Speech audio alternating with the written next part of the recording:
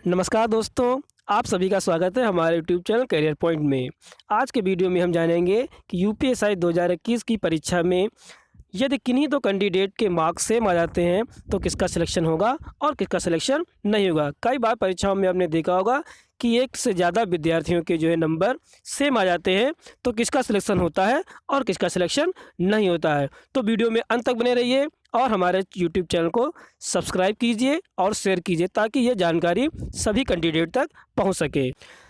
तो आइए शुरू करते हैं। जैसा कि आप सबको पता होगा कि यूपीएससी 2021 की वैकेंसी आ चुकी है। 1 अप्रैल से आप इसका फॉर्म भर सकते हैं। इस बार परीक्षा में कई बदलाव किए गए हैं, जैसे कि इस बार परीक्षा कंप्यूटर बेस्ड होगी और अगर परीक्षा में किन्हीं दो कैंडिडेट के मार्क्स सेम आ जाते हैं तो किसको प्रेफरेंस दिया जाएगा, इसके लिए आयोग ने अपनी वेबसाइट पर एक सूचना जारी की है।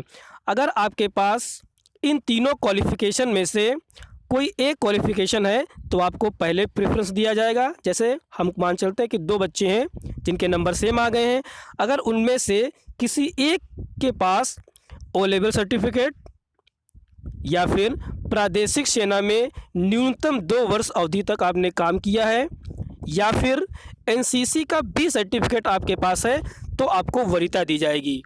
ठीक है, ओ लेवल सर्टिफिकेट या फिर प्रादेशिक सेना में आपने 2 साल तक कोई कार्य किया है या फिर एनसीसी का बी सर्टिफिकेट आपके पास है तो आपको वरीयता दी जाएगी। इन तीनों में से कोई एक आपके पास होना चाहिए और जिसके पास इन तीनों में से कोई एक क्वालिफ़िकेशन होगी उसे वरीयता दी जाएगी, उसका सिलेक्शन हो जाएगा और दूसरे को रोक दिया जाएगा।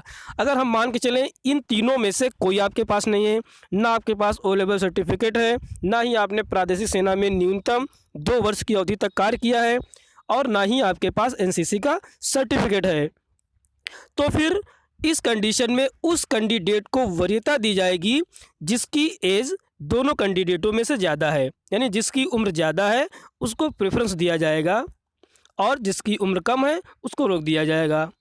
अगर ये भी जो है हो गया कि किन्हीं दो कैंडिडेट के एज भी सेम है, कई बार होता है कि बहुत से बच्चे होते हैं तो उनमें एज भी सेम हो जाती है, तो फिर इंग्लिश के जो है लेटर के हिसाब से वरीयता दी जाएगी। जैसे ए नाम वाले बच्चों को पहले दिया जाएगा वरीयता, फिर बी वाले, फिर सी वाले और इसी प्रकार से क्रम चलता रहेगा।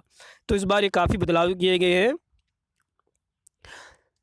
और इस बार एक बदलाव ये भी किया गया है कि पहले जो 4 सेक्शन होते थे 100-100 नंबर के, उन सेक्शन में आपको जो है 50-50 नंबर सभी सेक्शन में लाना होता था, तो इस बार वो चेंज करके आयोग ने 33-33 नंबर कर दिया। सिर्फ आपको जो है पेपर में सिर्फ 33 नंबर आपको लाने होंगे।